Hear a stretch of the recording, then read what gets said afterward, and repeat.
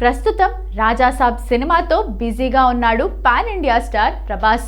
వచ్చే సంక్రాంతి కానుకగా జనవరి 9న ఈ సినిమా రిలీజ్ కాబోతోంది.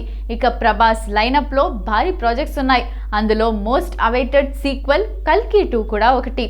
గతేడాది జూన్లో రిలీజ్ అయిన కల్కి మూవీ 1000 కోట్ల కలెక్షన్స్ రాబట్టి భారీ విజయాన్ని సాధించింది.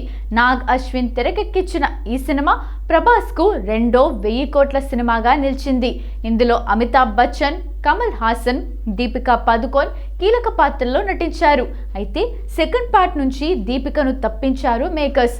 అందుకు ఆమె పెట్టిన కండిషన్స్ అనే వార్తలు వచ్చాయి. కానీ ఈ సినిమా షూటింగ్ ఎప్పుడు అంటే క్లారిటీ రావడం లేదు. ప్రస్తుతం ప్రభాస్ 2 సినిమాలు సెట్స్ పై ఉన్నాయి.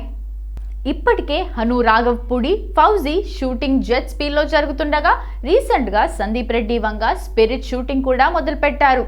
ఏకకాలంలో ఈ 2 సినిమాల షూటింగ్ను హ్యాండిల్ చేస్తున్న డార్లింగ్ ఇప్పుడు కల్కి 2 కోసం కూడా డేట్స్ ఇచ్చాడనే న్యూస్ వైరల్ అవుతోంది.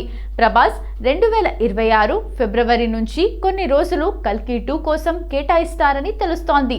పార్ట్ 1 సమయంలోనే కొంతమేర షూటింగ్ చేసి పెట్టుకున్నాడు నాగ్ అశ్విన్. కానీ ప్రజెంట్ ప్రభాస్ డేట్స్ అడ్జస్ట్ అవ్వటం లేదు. అయితే ఇప్పుడు ఫిబ్రవరిలో కొన్ని రోజులు డేట్స్ ఇచ్చినట్టుగా చెబుతున్నారు.